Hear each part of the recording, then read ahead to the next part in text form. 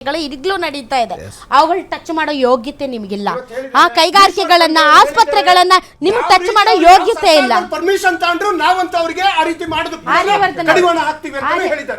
ಆರ್ಯವರ್ಧನ್ ಅವರು ಏನಿವತ್ತು big boss ಮನೆ ನೀವೇ ಅಲ್ಲಿದ್ದಿದ್ರೆ ಅದು ಒಂದು ಟಾಸ್ಕ್ ಅನ್ಕೊಂಡ್ಬಿಡ್ತಿದ್ರಾ? ಪೊಲೀಸರು ಬಂದು ಇವರೆಲ್ಲ ನಿಜವಾದ ಪೊಲೀಸರಲ್ಲ, ಇಲ್ಲ ಆ ಥರ ಆಗಲ್ಲ. ಗೊತ್ತಾಗುತ್ತೆ, ಕ್ಯಾಮ್ರಾ ಇರುತ್ತಲ್ಲ. ಆಮೇಲೆ ಬಿಗ್ ಬಾಸ್ ಹೇಳ್ತಾರೆ ಈ ಥರ ಇರುತ್ತೆ ಅಂತ. ಏಕೆ ಅವರು ಕಳ್ಸಕ್ಕಾಗಲ್ಲ, ವಾಯ್ಸ್ ಬರುತ್ತೆ. ಈಗ ನೀವು ಹೊರಗಡೆ ಬರೋವರೆಗೂ ಬಿಗ್ ಬಾಸ್ಗೆ ನೀವು ನಿಮ್ಮ ಕಂಪ್ಲೀಟ್ ರೆಸ್ಪಾನ್ಸಿಬಿಲಿಟಿ ಬಿಗ್ ಬಾಸ್ಗೆ ಇರುತ್ತೆ. ನೀವು ಅಧಿಕೃತವಾಗಿ ಎಲಿಮಿನೇಟ್ ಆಗೋವರೆಗೂ ಇರುತ್ತೆ. ನಿಮ್ಮ ಕಂಪ್ಲೀಟ್ ರೆಸ್ಪಾನ್ಸಿಬಿಲಿಟಿ ಬಿಗ್ ಬಾಸ್ಗೆ. ಮನೆಯಿಂದ ಪಿಕಪ್ ಮಾಡಿ ಮನೆವರೆಗೂ ಅವ್ರ ಸೆಕ್ಯೂರಿಟಿನೇ ಇರುತ್ತೆ. ಹೆಂಗಿರ್ಬೋದು ಅಲ್ಲಿ ಮನಸ್ಥಿತಿ ಇವ್ರದ್ದು ಕಂಟೆಸ್ಟೆಂಟ್ಸ್ ಅಂತ? ಕಂಟೆಸ್ಟೆಂಟ್ಸ್ ಗೆಲ್ಲಕ್ಕೋಸ್ಕರ ಹೋಗಿರ್ತಾರೆ ಒಬ್ಬರ ಮೇಲೆ. ಈ ಸರಿ ಎಲ್ಲ ಪ್ಲಾನ್ ಆಗೇ ಹೋಗಿದ್ದಾರೆ. ಎಲ್ಲರೂ ಕೂಗಾಡಿದ್ರೆ ನಾವು ಚೆನ್ನಾಗಿ ಹಾಕ್ತೀವಿ ಅಂತ ಎಲ್ಲರೂ. ಅಂದರೆ ಬಿಗ್ ಬಾಸ್ ಅಂದರೆ ತನ್ನಂತಾನೆ ಒಂದು ಜಗಳ ಬರ್ಬೇಕು ಆ ಥರ ಇದೆ. ಈ ಸರಿ ಮನಸ್ಥಿತಿಗಳು ಯಾರಿಗೂ ಸರಿ ಇಲ್ಲ ಅನ್ಸುತ್ತೆ. 100% ಈ ಸರಿ ಪ್ಲಾನ್ಗಳೆಲ್ಲ ಬಿಗ್ ಬಾಸ್ ನಡೆಸ್ತಾ ಇರೋ ರೀತಿ ಸರಿ ಇಲ್ಲ. ಅದೊಂದು ಪ್ರಾಬ್ಲಮ್ ಆಯಿತು. ಅಂದರೆ ಬೆಲ್ಟ್ ಕಟ್ಟಿ ಒಬ್ರಿಗೊಬ್ರು ಗೊತ್ತಾಗದ ಥರ. ಇವಾಗ ಒಬ್ಬೊಬ್ರು ಆಚೆ ಬಂದವರು ಬೈತಾ ಇರ್ತಾರೆ. ಇವಾಗ ಅವ್ರಿಬ್ರು ಯಾರೋ ಬಂದು ಇವನು ಬೈತಾನೆ, ಅವ್ನು ಬೈತಾನೆ. ಆ ಹುಡುಗಿ ನನ್ನ ಆಚೆ ಹಾಕ್ಬಿಟ್ಟು ಅಂತ ಪಾಪ ಮಂಗಳೂರು ಹುಡುಗಿ, ಒಳ್ಳೆ ಹುಡುಗಿ. ಆ ಹುಡುಗಿ ಬೈಲಿ ಏನಿದೆ ರಕ್ಷಿತ್ ಅವ್ರ ಪಾಪ ಹೇಳಿದ್ರು ಎಲ್ಲರನ್ನೂ ಆಚೆ ಹಾಕ್ತೀನಿ ಅಂತ ಹೇಳಿದ್ರು. ಇದೇ ಥರ ಹಿಂಗೆ ನಡೀತಾ ಇದೆ. 100% ಬಿಗ್ ಬಾಸ್ ಮನೆ ಈ ಸರಿ ಹಿಂಗೆ ಆಗೋ ಕಾರಣ ಈ ವರ್ಷದ ವೆರಿ ಡೇಂಜರ್ ಡೇಟಲ್ಲಿ ಓಪನ್ ಮಾಡಿದ್ರು. ಏನ್ ಡೇಂಜರ್ ಡೇಟ್? 27ನೇ ತಾರೀಕು ಉದ್ಘಾಟನೆ ಮಾಡಿದ್ದು, 28ಕ್ಕೆ ಲಾಂಚ್ ಮಾಡಿದ್ರು ಭಾನುವಾರ. 25 ಶನಿವಾರನ ಶೂಟಿಂಗ್ ನಡೆದಿತ್ತೆ. ಯಾಕೆ ಡೇಂಜರ್ ಡೇಟ್ ಅದು? ಈ ವರ್ಷದ ವೆರಿ ಡೇಂಜರ್ ನಂಬರ್ 2 ಮತ್ತೆ 9, 7 ವೆರಿ ಡೇಂಜರ್ ನಂಬರ್ಸ್. ಅದರಲ್ಲಿ ಯಾವುದೇ ಪ್ರಪಂಚದಲ್ಲಿ 7 and 8 ನ್ಯೂಮರಾಜಿ ಪ್ರಕಾರ ಅದನ್ನು ಟೋಟಲ್ ಮಾಡಿದಾಗ 8 ಬಂದಾಗ ಪ್ರಪಂಚದಲ್ಲಿ ಏನಾದ್ರು ಒಂದು ಕೆಟ್ಟದ್ದಾಗುತ್ತೆ. ನಿನ್ನೆ 7ನೇ ತಾರೀಕು ಇದು ಒಂದೇ ಅಲ್ಲ, ಇದ್ರ ಅಪ್ಪ ಹಾಸ್ಟೆಟಾಗಿ ಸತ್ತೋಗಿದ್ದಾರೆ. ಇವ್ರು 16 ಜನ ಉಳ್ಸೋಕೆ ಹೋಗಿದ್ದಾರೆ. 16 ಜನರಲ್ಲಿ ಎಷ್ಟೋ ಜನ ಸತ್ತೋಗಿದ್ದಾರೆ ವರ್ಲ್ಡಲ್ಲಿ ಆಕ್ಸಿಡೆಂಟ್ ಆಗಿರ್ಬೇಕಾದ್ರೆ. ಅಂಥ ನ್ಯೂಸ್ ಇದಾವೆ. ಇದು ಏನಾಗುತ್ತೆ, 17 ಜನಕ್ಕೂ ಡೇಂಜರ್ ಇತ್ತಾ? ಈ ಸರಿ ಹೋಗಿರೋ ಡೇಂಜರ್. ಮತ್ತೆ ಇದು ಬಿಗ್ ಬಾಸ್ ಮನೇಲಿ ಏನಾಗುತ್ತೆ ಅಂದ್ರೆ ಈ ವರ್ಷ ಇವ್ರು ಯಾಕೋ ಭಾಳ ನಗ್ತಾವ್ರೆ ನಾಗೇಂದ್ರ ಬಾಬು ಅವರು. ಸರ್ ಎದುರಿಸ್ತಿಲ್ಲ ಸರ್. ಹೊಲ ಅಂದಮೇಲೆ ಆಲೂಗಡ್ಡೆನೂ ಬೆಳಿಬೋದು, ಬದನೆಕಾಯಿನೂ ಬೆಳಿಬೋದು, ನುಗ್ಗೆಕಾಯಿನೂ ಬೆಳಿಬೋದು. ನೀವು ಯಾವ್ದು ಬಳಕತ್ತಿರೋ ನಿಮಗೆ ಸೇರಿದ್ದು.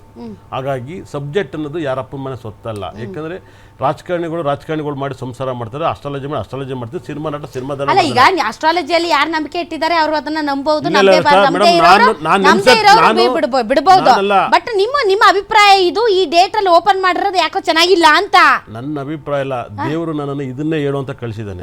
ನನ್ನ ಬುದ್ಧಿಗೆ ನಾನು ರಾಜಕಾರಣಿ ಆಗ್ಬೋದು, ನನ್ನ ಬುದ್ಧಿ ರಿಯಲ್ ಎಸ್ಟೇಟ್ ಮಾಡಬಹುದು, ನನ್ನ ಬುದ್ಧಿಗೆ ನಾಳೆನೇ ಎಲೆಕ್ಷನ್ ನಿಂತು ಗೆಲ್ಲಬಹುದು. ಯಾಕೆ ಅದನ್ನೇ ಬಿಟ್ಟು ಇದನ್ನ ಮಾಡ್ತೀನಿ ಅಂದ್ರೆ ಭಗವಂತ ನನಗೆ ಇದನ್ನೇ ಜನ್ಮ ಕೊಟ್ಟವನೇ. ಅಂದ್ರೆ ಯಾಕೆ ಇವ್ರು ಯಾರಿಗೂ ಪ್ರಪಂಚ ನಾನು ಹೇಳೋದು ಅರ್ಥ ಆಗ್ತಲ್ಲ. ಈಗ ಯಾವುದೇ ಒಂದು ಶುಭ ಕಾರ್ಯ ಮಾಡುವಾಗ ನಮ್ಮ ಹಿಂದೂ ಸಂಪ್ರದಾಯದಲ್ಲಿ ಒಳ್ಳೆ ಪಂಚಾಂಗ ಗಿಂಚಾಗ ಡೇಟ್ ಮಾಡ್ತಾರೆ. ಬಟ್ ಬಿಗ್ ಬಾಸ್ ನೋಡಲ್ವಾ ಅದನ್ನೆಲ್ಲ? ಖಂಡಿತಲೂ ಕೂಡ ರಾಜಕಾರಣಿಗಳು ಅವ್ರ ಮನೆ ಅಲ್ಲ ಸರ್, ಬಿಗ್ ಬಾಸ್ ನೋಡಲ್ವಾ ಅಂದೆ? ನೋಡಲ್ಲ. ಅವ್ರು ಭಾನುವಾರ ಒಂದ್ ದಿವಸ ಗೊತ್ತು ಯಾವ್ದು ಇರಬಾರ್ದು, TRP ಬರ್ಬೇಕು. ಏನ್ ಹೇಳಿ? ಪಕ್ಕಾ ಪ್ರೊಫೆಷನಲ್ ಅವರು, ಪಕ್ಕಾ professional. No astrology, no numerology, no ಗಳಿಗೆ, ನೋ ಪಂಚಾಂಗ. ಅವ್ರ ಮನೆ ಮಾನ ಮರಿತಂದ್ರೆ ಸೂಪರ್ TRP.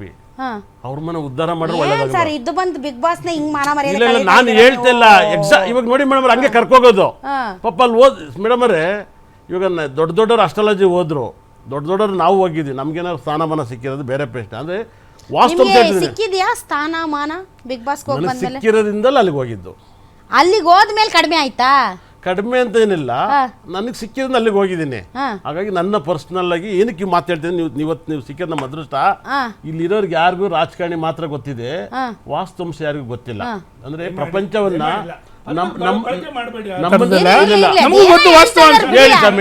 ಹೇಳಿ ಸ್ವಾಮಿ, ಹೇಳಿ ಗೊತ್ತಿದ್ರೆ ಹೇಳಿ, ನಿಮಗೆ ಗೊತ್ತಿದ್ರೆ ಹೇಳಿ. ನೀವೇನು ಶಾಸ್ತ್ರ ಹೇಳ್ತೀರೋ ಅದಕ್ಕೆ ಹತ್ರಷ್ಟು ನಾವು ಕಷ್ಟಪಡ್ಬೇಕು ರಾಜಕಾರಣ ಮಾಡಕ್ಕೆ. ನಾವು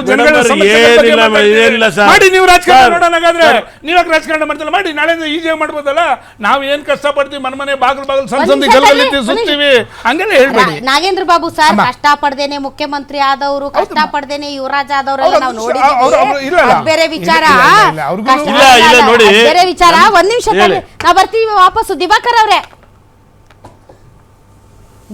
ಅವ್ರೆ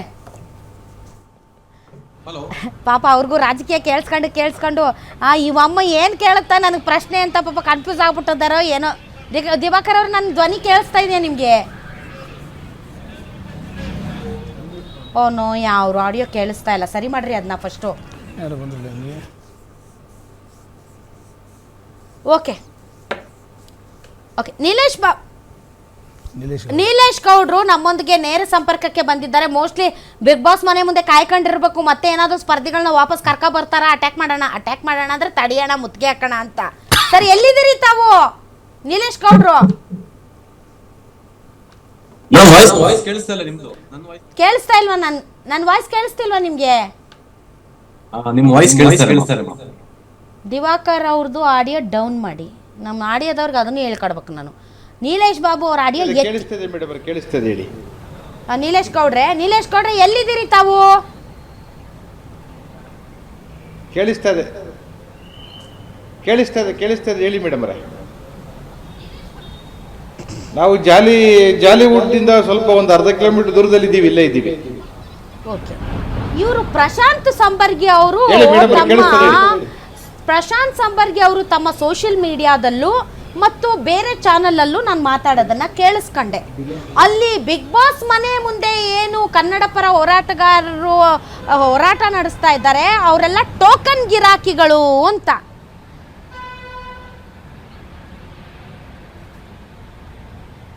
ಟೋಕನ್ನಾ? ಹೌದು.